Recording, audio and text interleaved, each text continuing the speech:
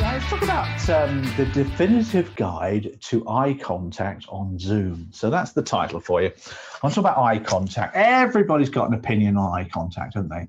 Eye contact on Zoom.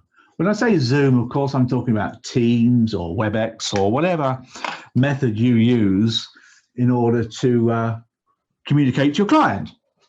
And everybody's got something on LinkedIn about how to give eye contact, and we generally know how to give eye contact, but there's a problem with that.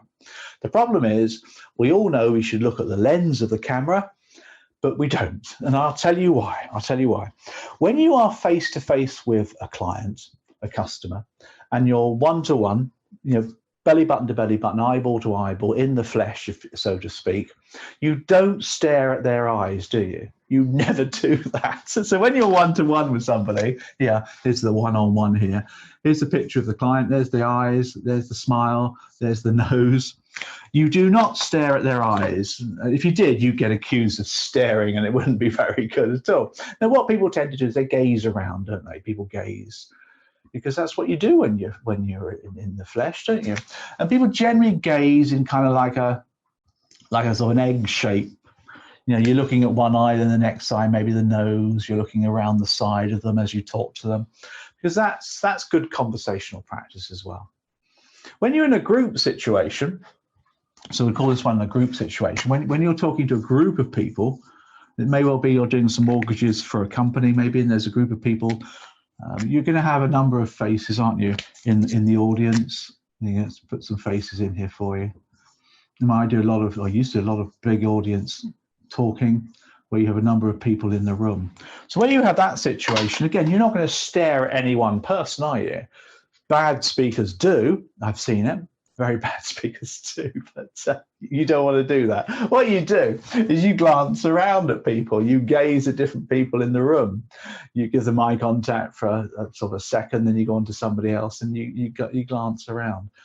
So the question then is, when you're faced with a computer screen, let's draw my screen down here for you. Let's see if you can see that on your system.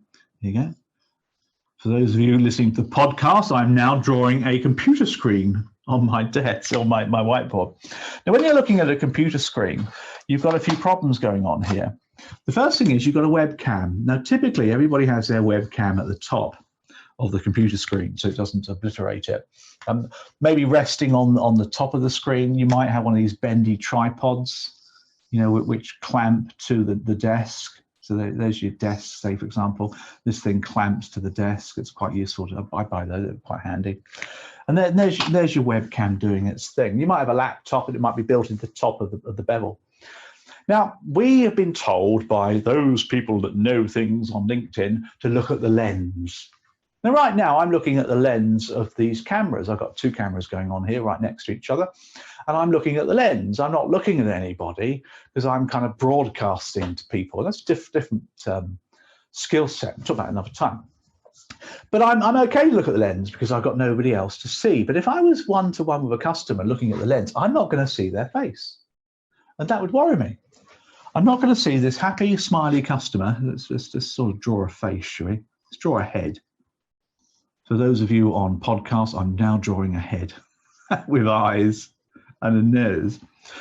Now, what we tend to do, we tend to draw ourselves to the eyes of the person, and we give them eye contact on the screen. Now, that, of course, means you're not actually giving them eye contact, because to give them eye contact, you've got to look at the lens. That's the whole point. You've got to look at the lens, and you've got to give them eye contact through the lens.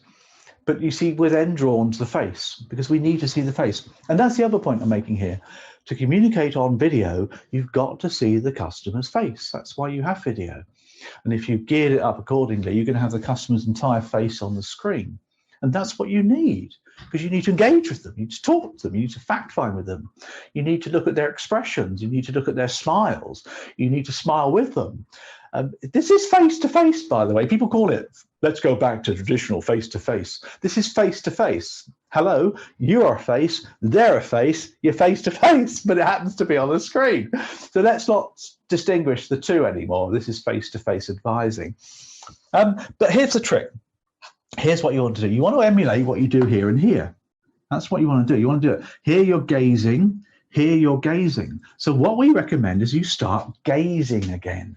And what you do is you figure you're gazing here. Here's your circle of gazing. There you go. That is where you start to gaze. That's the answer to eye contact on this kind of system. Because what you're doing is you're looking at the eyes of the person, you're looking at their face, you're also looking at the camera lens. You're gazing up there every now and then as well. You're gazing around here, because that's what people do, don't they? They look around. I mean, I'm looking around now. For those of you on podcasts, you can't see me, but I'm looking around. I'm doing some thinking. But I then go back to the lens again. Here, you're looking at the face, but you're glancing up at the lens every now and then. I mean, every couple of seconds, you gaze back up at the lens. What I recommended my people to do a triangular gaze, which goes from eye to lens, back down to the eye.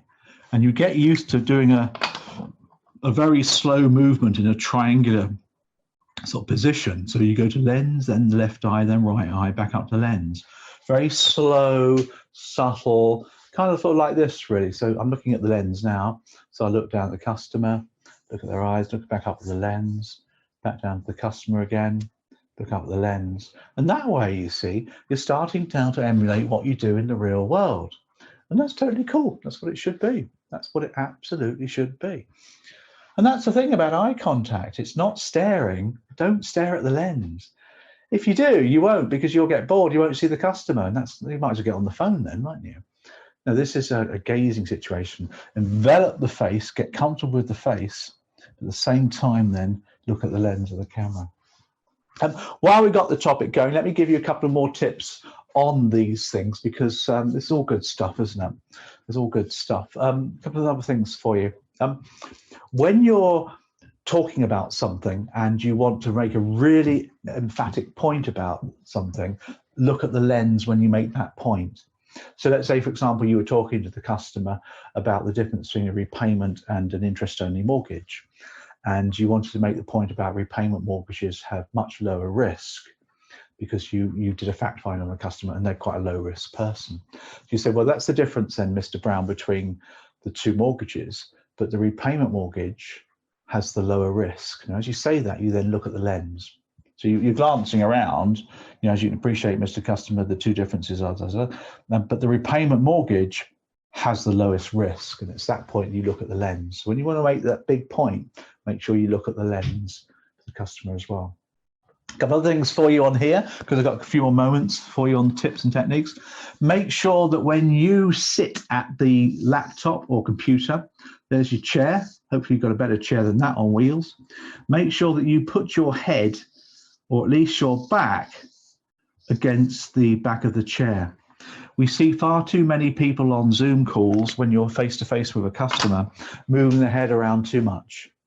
They're going forwards and backwards, and they're moving their head around too much. It's okay to move your head. Of course, it's on your shoulders. It will move, but try and keep it fairly still, because the customer, of course, will want to engage with your face as well. The best thing to do there is have a back, some kind of high back on your chair, so it keeps you in a stable position. And that way, then you can start to communicate with your face. You can smile, you can frown, you can nod, you can laugh, you can do all the things you would do, because you're engaging with the customer's face. Remember to mirror their face as much as possible. That's the best way of handling a call along the way. And I like that one as well. Last tip for you is when you're engaging with the customer, and you've got, there's a picture here, I don't know if you can see that clearly on your system. I think you can probably just about see that. So you've got your desk there, and you've got kind of maybe a PC monitor there, and then you've got your webcam, and it's doing its thing. Make sure that you have the webcam, by the way, at the same level as your eyes, or at least have the customer's face the same level of your eyes. The last thing you want to be doing is looking up or looking down at the customer. You definitely don't want to be doing that, especially if you're looking down at them. All the customer sees is your hairs in your nostrils. You don't want that, do you, unless you've trimmed them. But behind the monitor, it's there that you want to put on the wall, if you've got a wall, all of your aid memoirs, all of your pictures and post-it notes reminding you what to say and when to say it. Of course, you'll have a fact find on screen or maybe a piece of paper on the desk doing its thing. But to prevent yourself from losing eye contact, it's good to put things behind the lens to remind you what to say. I have a teleprompter here which tells me what to say right next to the lens of the camera, so I can glance across every time I need to without taking my eyes away from the lens. So that's a nice little technique there for you that comes about. So yeah, a couple of ideas then to help you. This is the definitive guide then to eye contact on Zoom. Hope you found that interesting. Bye.